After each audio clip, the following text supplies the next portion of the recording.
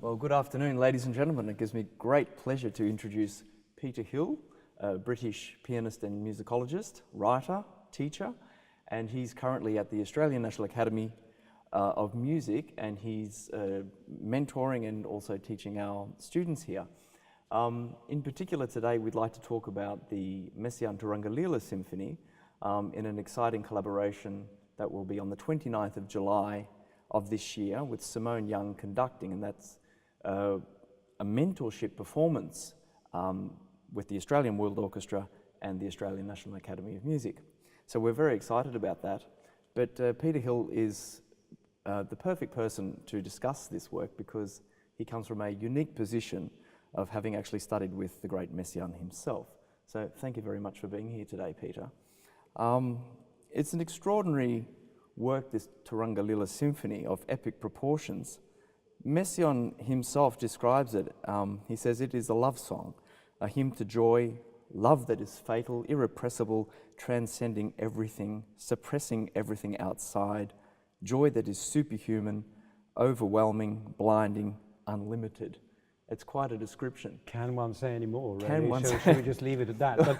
But why was it like this? Well, I think first of all, Messiaen must have been enormously excited and flattered indeed by the commission itself, which came from Serge Koussevitzky, who was the musical director of the Boston Symphony Orchestra. The commission came in 1945, and Messiaen then dedicated 2 years of work from the middle of 1946 actually up to the end of 1948. There's actually a note in his diary, I think at some point in December 1948, where he says, Turangalila finished and all is fine, you know.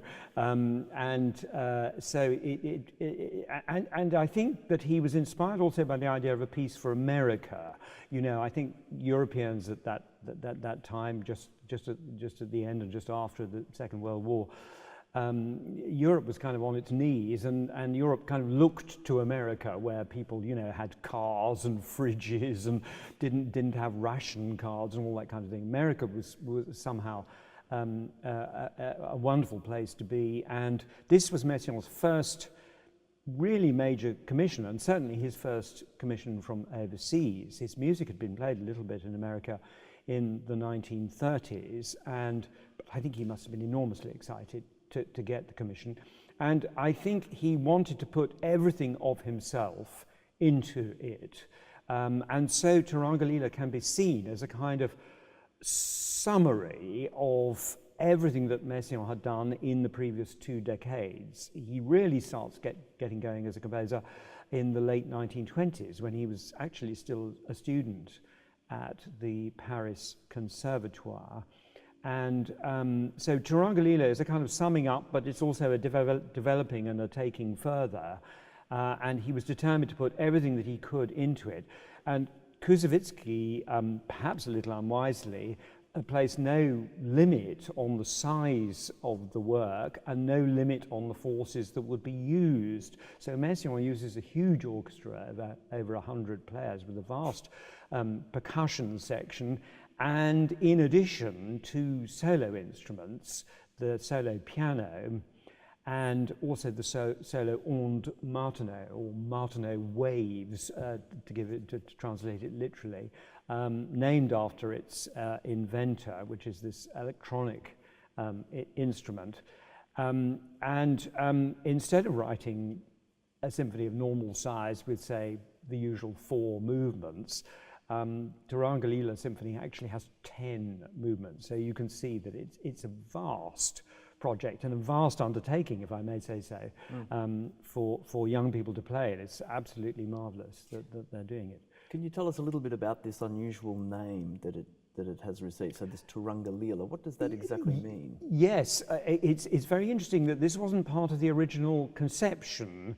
The name Turangalila comes in, we know from Messiaen's diaries and sketchbooks, comes into it rather late on, and the word divides into 2. Turanga is everything to do with speed, and indeed it has the connotation of a galloping horse, whereas the Lila is the play of creation and the life spirit and of love and joy and all those things. So it's a kind of marrying together of two ideas.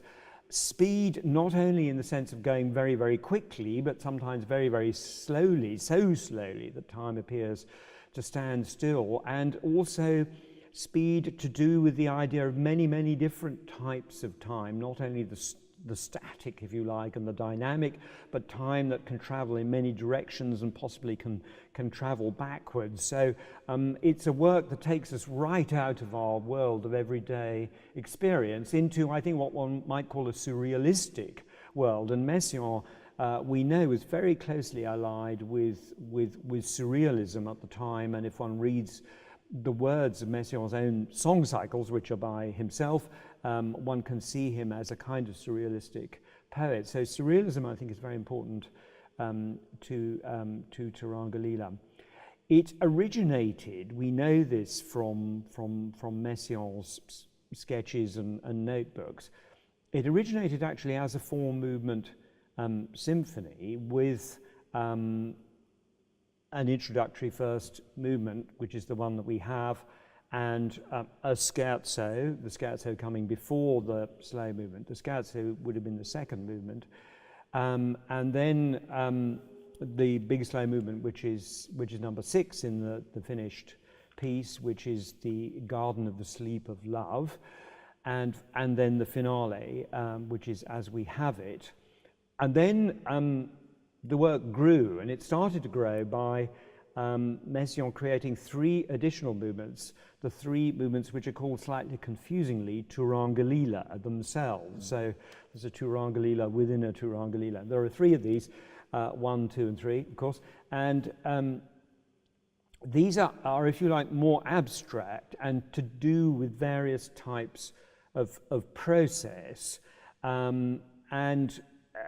so the final 10 movement shape, I think, can be experienced in a number of ways. 4 of the movements have the word love, amour, in the title. There are 2 chants d'amour, numbers 1 and 2. There's a development of love too, and then there's the Garden of the Sleep of Love. And then you've got the Turangalila movement. So you could experience it as the 4 love movements interleaved with the more abstract 3 Turangalila movements and framed by an introduction and a finale. Or you could experience it rather differently as a 4-movement symphony, not the original one, because the real scherzo now in the finished work is the 5th movement, the Joy of the Blood of the Stars, which was the last movement to be written. So you'd have 1 as your first movement, the 5th movement as your scherzo, the 6th movement, the Garden movement, as your slow movement, and then your finale as your last movement. And then between numbers 1 and 5, you've got a trio of loves and a Turangalila, and then you've got another trio between number 6 and the final movement. So you could experience it like that. But I think there are many, many ways of experiencing Turangalila, and at any one hearing or in any one performance, we only get a very partial view. To me, the work is like a great city that is teeming with life, and you visit the city for the first time, and you take in little snapshots of what's going on, but you're aware that there's so much else going on that you can't experience in any kind of detail. It's simply beyond you because there's just millions of events all going on simultaneously. But it's something like that, and I think that's part of the fascination of the piece, that you never quite finish with it. You never could finish with it. You always will find something new in it each time you come back to it. I mean, often people are referring to this reference to Tristan in this particular work. I suppose it's the love, as you mentioned, the first four movements having love in the titles of them. Yes. What is that actually? Is it actually, are we talking about Wagner here, or is it another, is it just the story of Tristan and Isolde? Both, but we are certainly talking about Wagner. This has a very interesting history to it, the Tristan Connection, because early in 1945, in Paris, there was a play by a man called Lucien Fabre called Tristan and Isolde. It had nothing to do with Wagner, simply the legend in dramatic form, in spoken form. But it had music, and Messiaen was commissioned actually to improvise the music to the stage play. And the audience, when they bought a program, in the program was the principal theme on which Messiaen was going to improvise, and it's called The Theme of Love. Now, the connection with Tristan becomes obvious because the theme of love was reused later that year, 1945, by Messiaen when he composed the song cycle Harawi, and it becomes the principal cyclic theme of Harawi. And Harawi is, if you like, the Tristan myth, but transposed to the high Andes, and in fact it uses within it Peruvian folk songs. And it has a very close connection with Messiaen's personal, private life. The great tragedy of Messiaen's life was the illness and decline of his first wife, which had already begun by 1945. Her name was Claire Delbeau. Messiaen married her in 1932. She, like Messiaen, was a musician. She was a very accomplished violinist, also a composer. And like Messiaen, she was very devout.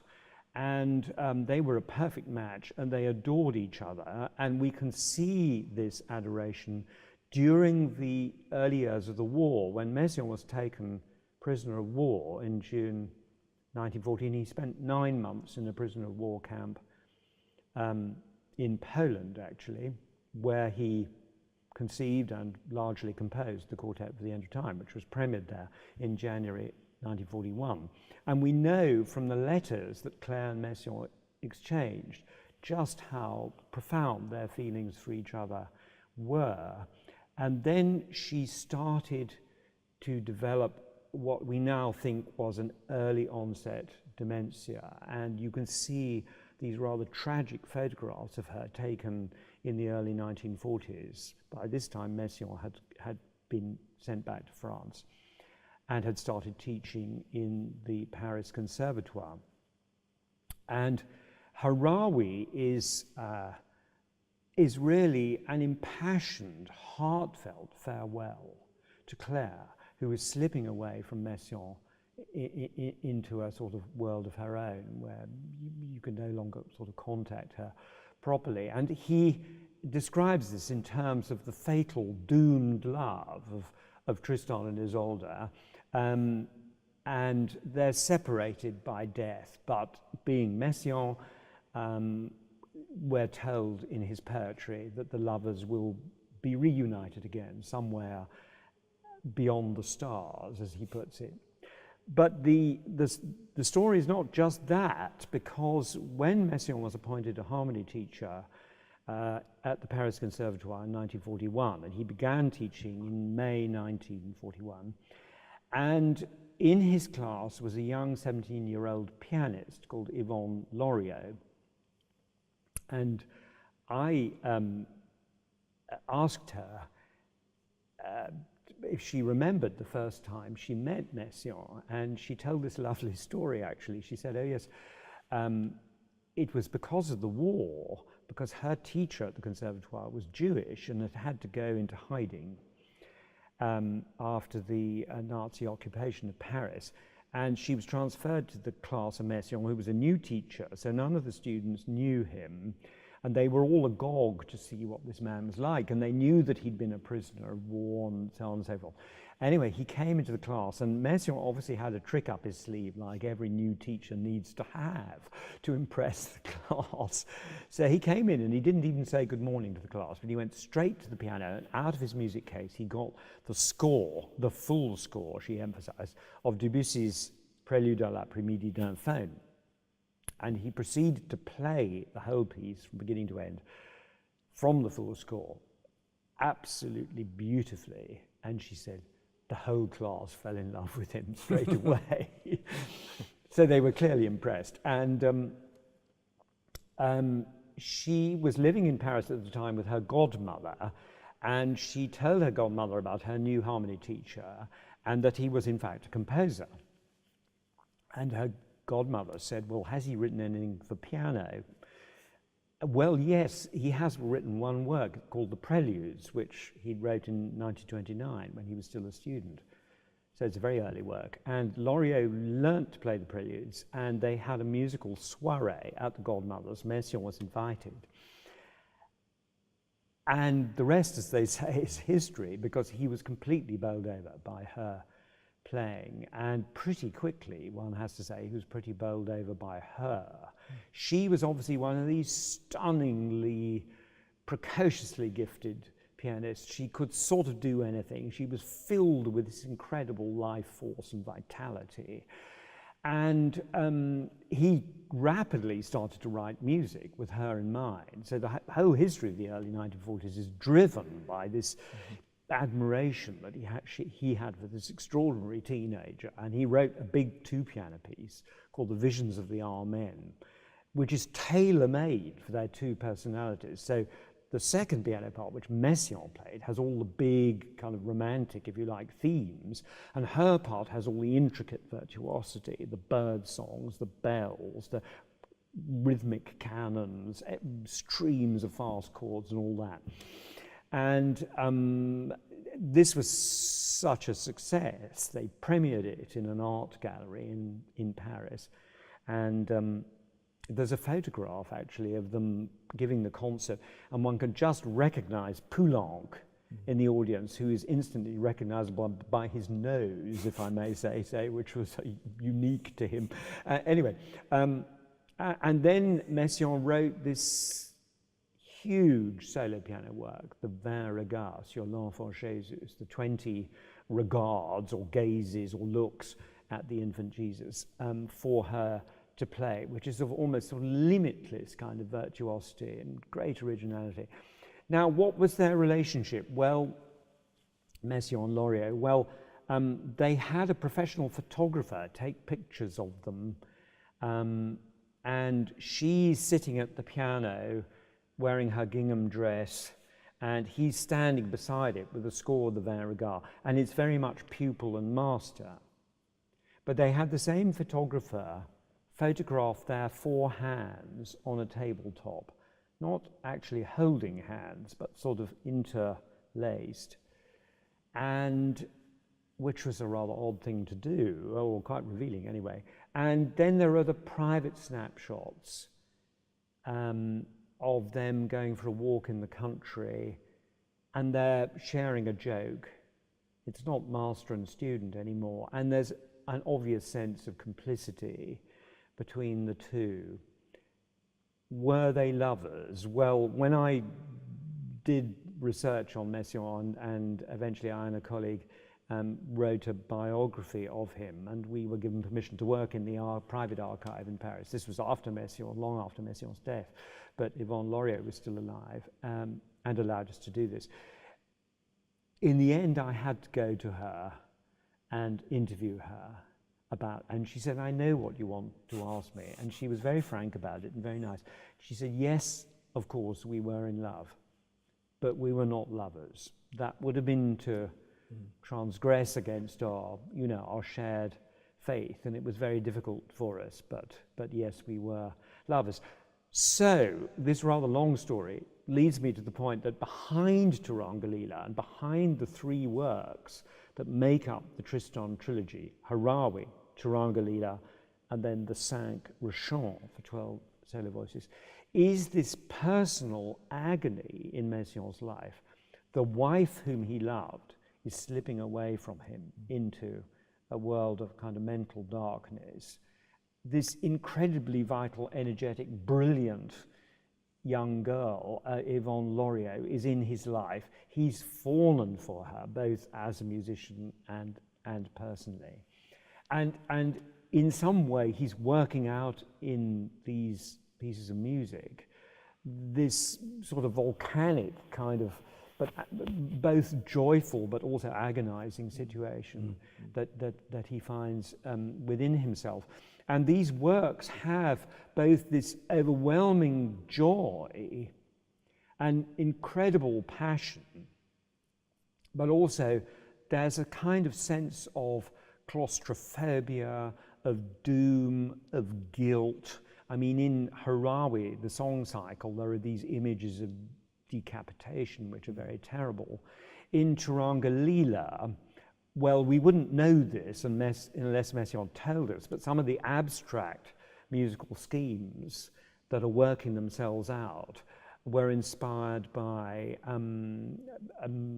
a story by Edgar Allan Poe, The Pit and the Pendulum, where the narrator is trapped in this sort of torture chamber, and the walls, which are too hot to touch, are gradually closing in imperceptibly on him, and above is a kind of pendulum on the end of which is a sort of scimitar which is going to slice him in half eventually, but which is descending millimeter by millimeter, agonizingly slowly. And there's another story, possibly even more horrifying, by Poe, the story of Ligeia, and this relates to the Garden of the Sleep of Love, the sixth movement, the great slow movement of Turangalila, which is principally a love song, and it's played by the strings with gorgeous, luscious Messiaen harmonies and the Aunt Martineau. But there are layers of descant above that, and they're very interesting actually, because the piano part plays Birdsong, and it's Birdsong that's taken from an earlier work by Messiaen, the Quartet for the End of Time. It's actually borrowed from the first movement, where it's played by the violin as a descant, and it's, we're told, a nightingale. It has the sort of oscillations of a nightingale. And meanwhile, the woodwind play a sort of garlands of possibly idealized, slowed down birdsong, or maybe they represent flowers in this garden, the magic garden. It's clearly related, the scene, to the scene we find in Act 2 of Wagner's Tristan, where the lovers are finally united on a kind of flowery veil, or whatever it is Wagner describes it in his stage notes. So it's kind of inspired by that, this sort of wonderful kind of drowsy world. But then you get something much more active, but at a rather remote descant level on the upper percussion. And this runs in the second half of this movement. And the various rhythms run forwards, but then run backwards. So it's like time going forwards, time going backwards. So you get these many layers of time superimposed on each other. But another inner interpretation of the Garden of Sleep and Love is more sinister, and that is the Edgar Allan Poe influence. And there's the story of Ligeia by Poe, which is quite horrifying, because the narrator marries Ligeia, she falls ill, she dies. He marries for a second time somebody called Rowena. In fact, she's called the Lady Rowena in the story. She too falls sick. She too dies. Distraught, the narrator sits up in the night with the cold corpse of Rowena. And to his horror, gradually the corpse starts to come alive. And as it does so, it comes alive in the form of the first wife. Now, I don't want to take this too far, but one can imagine with the kind of love triangle in Messiaen's life, there are all sorts of truly horrifying, nightmarish indeed, connotations going on. And there is a sense that Turangalila is what Debussy called Stravinsky's Rite of Spring a beautiful nightmare. The work, getting back to Yvonne Loriod, and it's fairly obvious that the Turangalila also, the piano part, has her in mind. What role does the piano actually play within the symphony? I mean, obviously we have two solo instruments, the ond and also the piano, but this interesting coupling of the piano with the percussion section and then perhaps the ond with the strings, how do you see this interaction? Well, I think that's absolutely true. I'm sure that, I mean, the first reason that there's a piano part is that Messiaen wanted to have a piano part, and all the works of the 1940s, you know, have a piano part which is immensely taxing and virtuoso and is designed for Loriod to play. You know, she was really now at the centre of his musical universe. So if he was going to write an orchestral piece, it was bound to have a big piano part. But actually the way he uses the piano is extraordinarily interesting, because it's not really primarily as a solo instrument. I mean, there are cadenzas, but it's not by any means a piano concerto, although it's easily difficult enough to be one. I think that the principal role of the piano has to do with the very interesting way that Messiaen uses his huge orchestra, because within the orchestra you have what I'd call a kind of gamelan ensemble, for which the leader is the piano, and the other instruments are the kind of keyed, pitched percussion, you know, the xylophone, the celesta and glockenspiel and all those kind of those instruments, and they're a particular sonority and particular grouping within the orchestra. And the way he divides up the orchestra is terribly important, because it has to do with the sort of processes, and particularly rhythmical processes, that Messiaen uses throughout Turangalila. We expect a work that calls itself a symphony to go on a journey. We're used to that in Brahms and Mahler and Beethoven even, and that it's going to develop its ideas and transform its ideas. And the Turangalîla-Symphonie uses the idea of development in its own very, frankly, uniquely Messiaen way, and it's often development not so much by transformation, although that does happen, I think, in the love themes, which are related to one another. I mean, one can actually hear very clearly there are intervals and rhythms and harmonies and so on that relate, but it's more development through a kind of accumulation. And you get layer after layer. Often movements begin in a quite simple or quite sparse way, but gradually they acquire more layers until I think there's one point in one of the movements where as many as 10 different layers of music are going on at once. And this is one of the reasons why I say that Turangalila is like a teeming city, that you can only perceive certain bits of it at any one hearing. It's also a reason why all the instruments in the orchestra have, in a way, solo roles. So you can get very minor percussion instruments, if I may say so, like the wood block or the maracas, which don't usually do anything very important, but they may at times have a rhythm which they uniquely play and therefore has to be audible. And there's a lovely story of Messiaen attending the rehearsals of the first performance in France of Turangalila, which happened in 1950 at Aix in Provence. And he didn't say apparently very much, but at one point was heard to say, or murmur, a little bit more from the maracas, you know, which in this kind of cauldron of sound, a sort of rather amusing remark, but one can actually see what he means, because the maracas may well at that point have its own unique line. So this idea of accumulation is very important. And I think the other thing that's very important in Turangalila is the idea of process. To explain this, I mean, it goes right back to Messiaen's student days, when he had this perception of music. Fundamentally, what music is shapes in time which either remain the same or similar, and then other shapes which develop or change. And he took this forward into the music of the 1930s, and you start to get the idea of remaining the same but also changing through inventing processes. For example, in organ works like La Nativité, you may have two musical sort of circles of unequal length, and you set them going like sort of two clocks that are working at a different speed.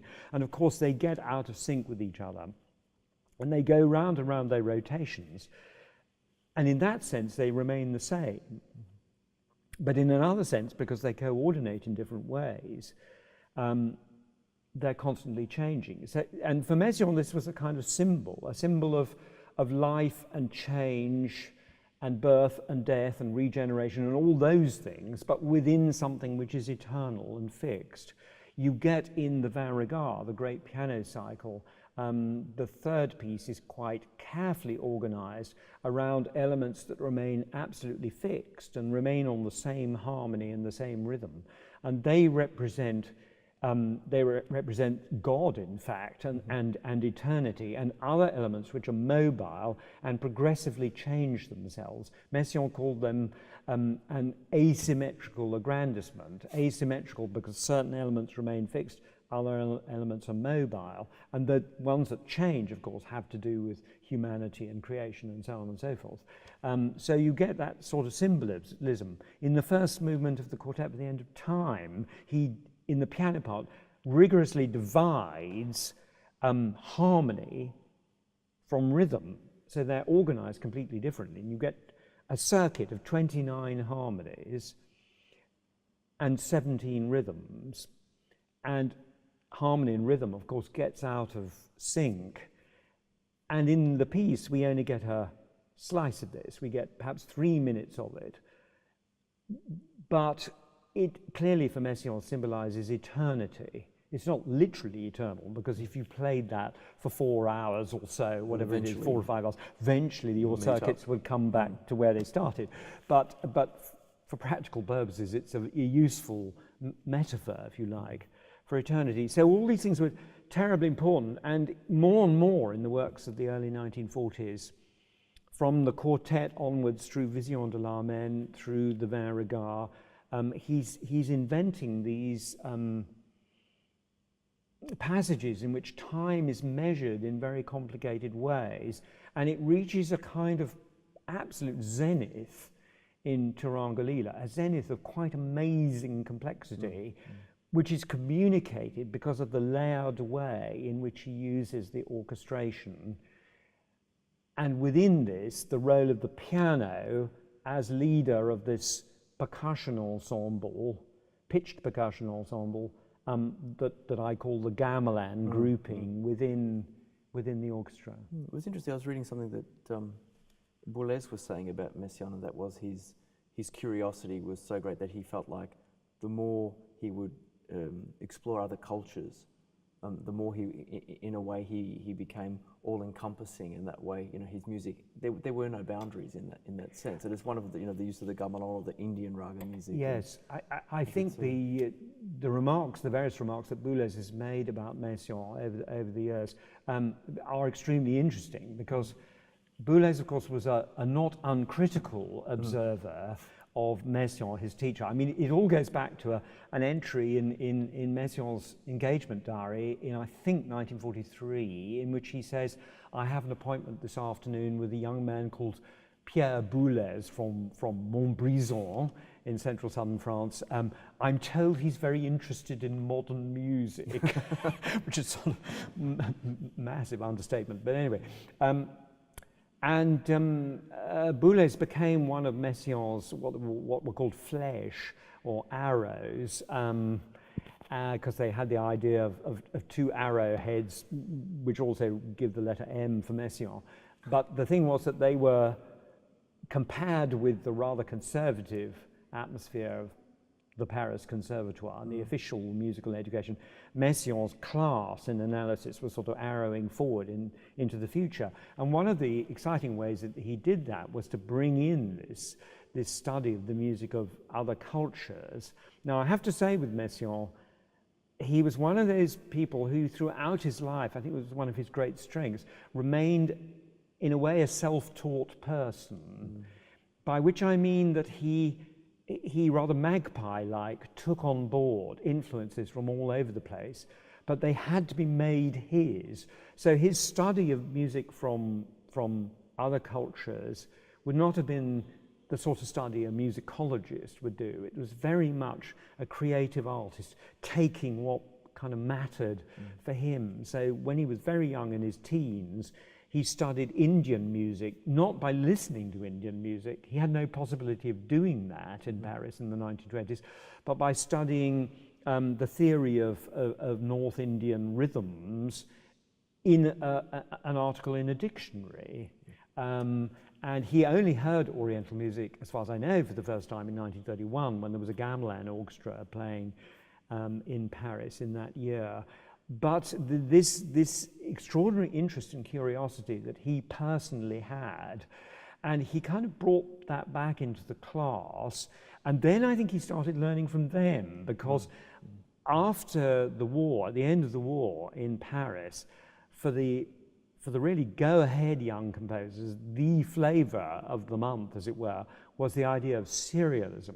A man called René Leibovitz lectured about serialism and brought these ideas of Schoenberg and Webern to Paris. I mean, news travelled much more slowly in those days, especially in a Europe that was torn apart by war. And of course, people like Boulez were really excited by that. Messiaen was a bit of a late developer in terms of serialism, but we know from his notebooks that he was making ideas about how serialism could be widened in scope to include the idea of time and rhythm and so on. And then he's getting very close to that in Turangalila.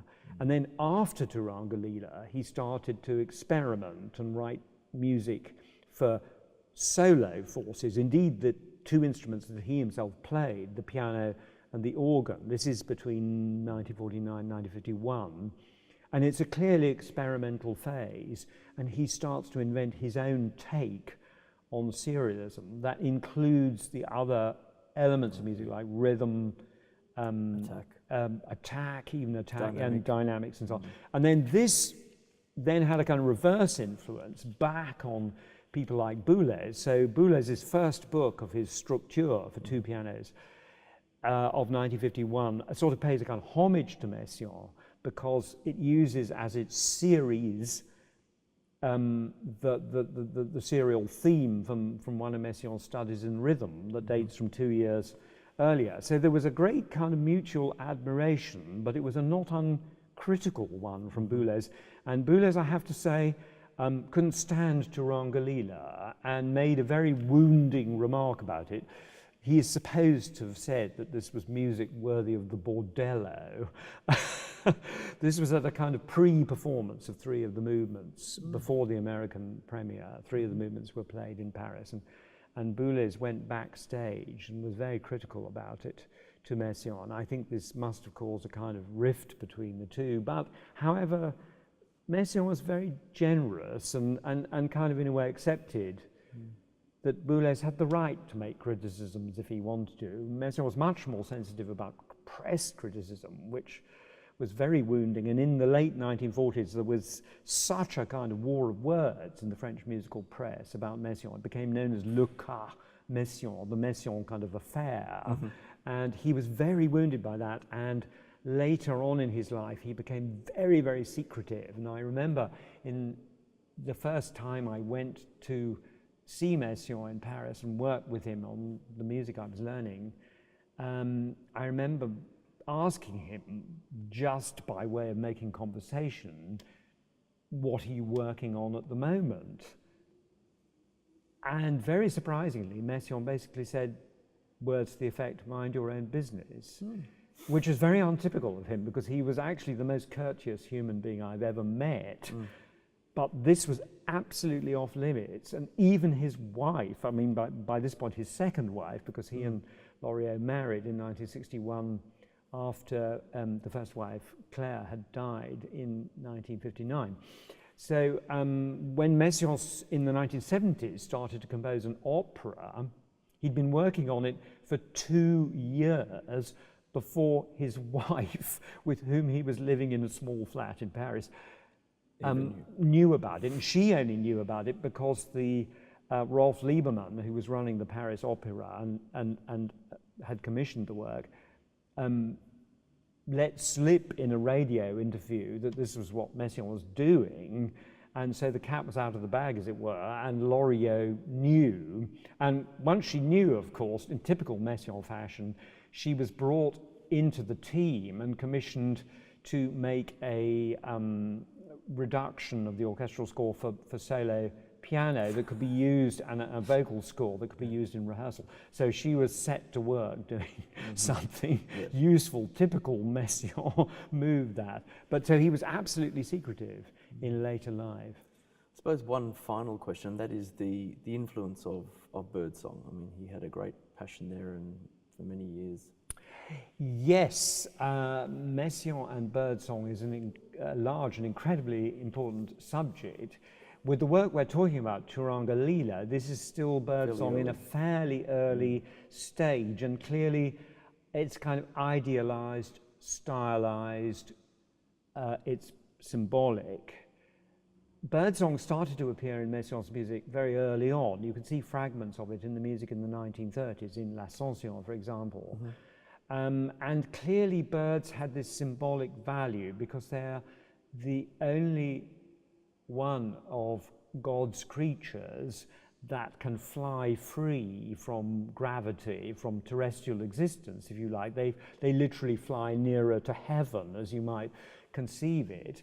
But then in the 1940s, Messiaen seems to have realized that what was more important than that was that birds had the gift of music. And you see that in one of the Vingt Regards of the great solo piano piece.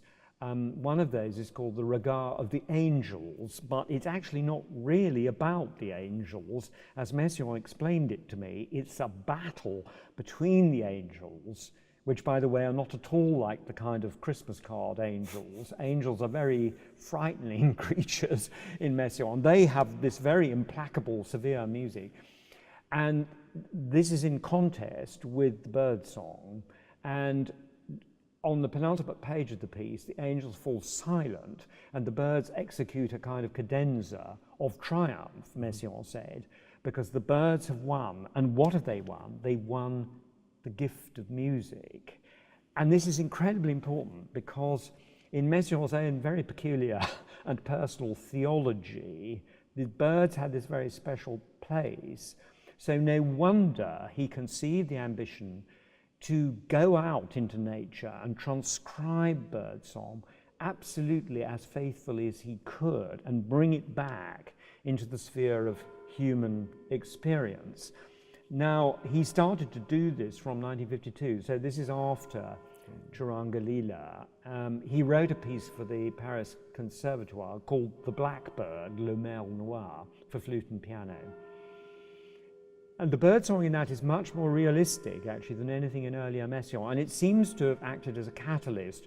And he went off and studied with a man called Jacques Delamain, who's one of France's most leading ornithologists, and also, incidentally, a producer of cognac, rather delightful. So he went down to southwest France, where the cognac comes from, and stayed with Delamain. And Delamain influenced Messiaen and persuaded him to keep a record of his birdsong notations in a much more, you might almost say, scientific way, and keep them in special notebooks. And I've had the great, frankly, joy and privilege of being able to study these private documents. There are over 300 of these birdsong notebooks. And they're marvelous both for the birdsong, which one can connect with specific pieces of music, but also because, like most of us, Messiaen got some of his best ideas when he was in the open air, and he would use these to kind of cram down ideas. And even at one point in 1961, he used them to work on and compose a solo piano piece, which I was lucky enough to be able to discover. And after a great deal of hard work transcribing it and so on, it's finally been published and recorded. But so this was very exciting to discover an unknown piece by Messiaen. But in the 50s, watching him gradually getting better and better at birdsong, but also gradually discarding the original ambition, which was simply to be a kind of musical ornithologist, and the composer gradually getting the upper hand. So by the time you get to a piece, which I know you've played, called Oiseaux Exotiques, which was first performed in 1956, the composer is in charge again, and he's using birdsong very creatively, and I think we can be thankful that he did. But then all the way on, right up to the time of Messiaen's death, birdsong has a very important role in his music. Nature, it clearly has this very symbolic, religious aspect, but he really loved birds, and as he became more famous, he traveled the world. He went to Japan in 1962, he went to the canyons of the Southwest in Utah. That inspired Des Canyons aux Étoiles, From the Canyons to the Stars, great orchestral piece, 1970s. The opera had to have the scene of St. Francis preaching to the birds. And then finally, I must mention his visit to Australia for the first and only time in 1988, the bicentenary year.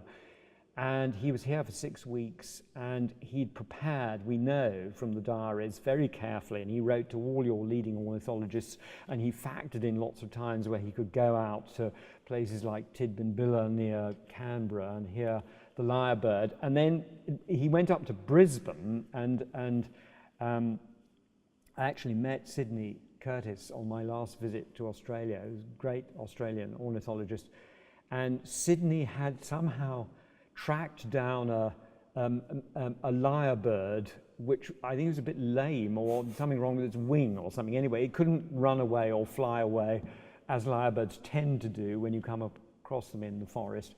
And Sydney was able to take Messiaen out at 4 o'clock in the morning to Mount Tamborine outside Brisbane, and this lyrebird was there, and I'm glad to say it performed very satisfactorily. It sang, and Messiaen was absolutely blown away and wrote in his notebook that it's like you're in this forest of the eucalyptus, which is like a great cathedral anyway, with this extraordinary sound reverberating through the forest. And he'd had a commission to write a piece for the New York Philharmonic. He tore up the script and he said, right, okay, I'm going to incorporate the lyrebird, and it becomes the lyrebird as the bride of Christ, symbolically, in the third movement of Éclairs sur l'au-delà, which roughly translates as sort of glimmerings from the beyond. And it's the last great orchestral masterpiece, and it is an absolutely stunning masterpiece. And I can say, honestly, it was inspired by Australia. Well, on that note, thank you very, very much for coming to chat with us today. And the insights I'm sure you've all found to be absolutely fascinating. So come along to the collaboration between the Australian World Orchestra and the Australian National Academy to hear the Turangalîla-Symphonie on the 29th of July this year. Thank you very much, Peter. Thank you.